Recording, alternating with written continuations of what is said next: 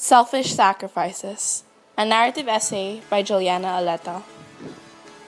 Some can see sacrifice as a bad thing.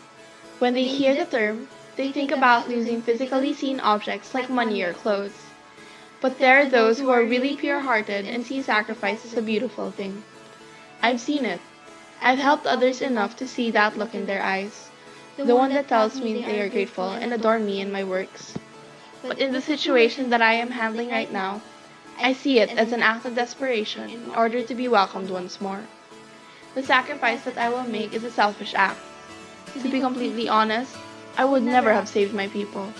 If it weren't for my dying planet, I would have let them die. Since I was an immortal time traveler, I could visit any time era I wanted, as long as I did not disturb it. I was also tasked to fix the wrong events and to prevent it from happening. My family used to accompany me and help, but now they were doing their best to avoid me. I give them a 10 over 10 for that, backstabbing their own family member. So now that I don't have my family, David Bo, my best friend, and Rodog, my robot dog, are now my companions. They travel with me using Pitos, a lovely time machine that I've had since I was a kid, and go on adventures with me to save the universe. My major task now was to save my planet. The first part of my plan is to get a priceless treasure. I need to do this in order to succeed to the second part, which is to help 4 humans with their life, invisibly so they won't find out. The 3 of us were now in Pitos, waiting for our destination. The trip was really noisy as always.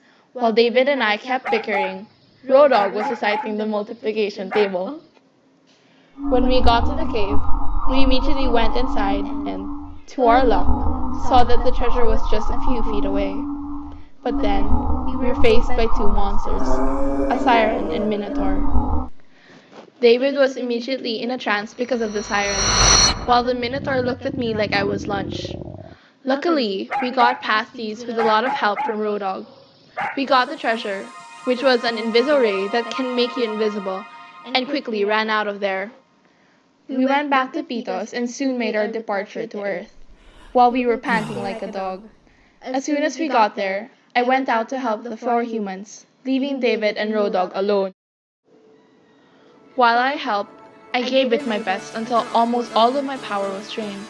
I kept thinking about my planet, not the people there. There's a difference that I can save when I regain balance, even if it means saving those who are so harsh.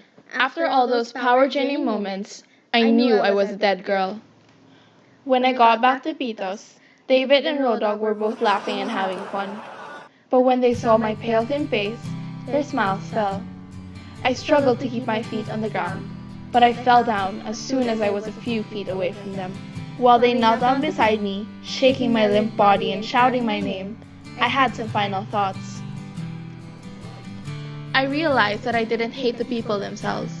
I only hated their attitude towards me. I love my planet, yes, but my people, well, I love them a whole lot more. They were always there for me, literally, from my birth to my 100th debut. I knew that I could always count on them. They were generous people, generous with their possessions, with their time, and especially with their love. They would always want to help others, and I guess that is where I got my love to help trait.